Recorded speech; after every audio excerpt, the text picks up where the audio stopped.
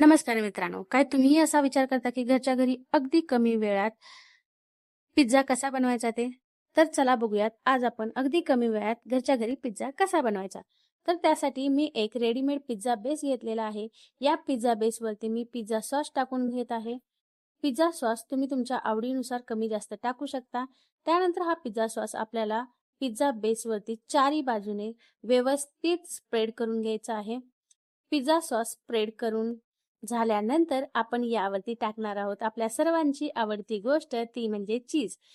इथे मी mozzarella चीजचा use करत आहे. मॉझरेला चीज मी इथे खिसून घेणार आहे पिझ्झा बेसवरती आणि खिसून झाल्यानंतर ह्या चीजला मी पिझ्झा बेसवरती सर्व बाजूने इक्वली स्प्रेड करून घेणार आहे.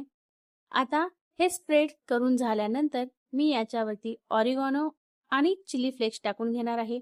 तुम्ही तुमच्या आवडीनुसार यावरती टॉपिंग करू शकता, वेगवेगळ्या भाज्या टाकू शकता. हा पिझ्झा मी माझ्या मुलीसाठी बनवते म्हणून मी यावरती टॉपिंग नाही करत आहे.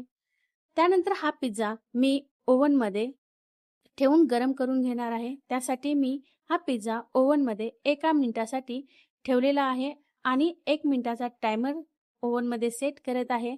1 मिनिटानंतर आपण या पिझ्झाला बाहेर काढून घेणार आहोत आणि जेव्हा हा पिझ्झा बाहेर निघेल तेव्हा तो खाण्यासाठी अगदीच तयार असेल.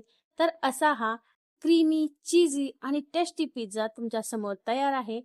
तर हा पिझ्झा तुम्हाला कसा वाटला हे तुम्ही मला नक्की कॉमेंट करून सांगा आणि नेक्स्ट रेसिपी तुम्हाला कोणती हवी आहे तेही तुम्ही मला कॉमेंट करून सांगा. Thank you.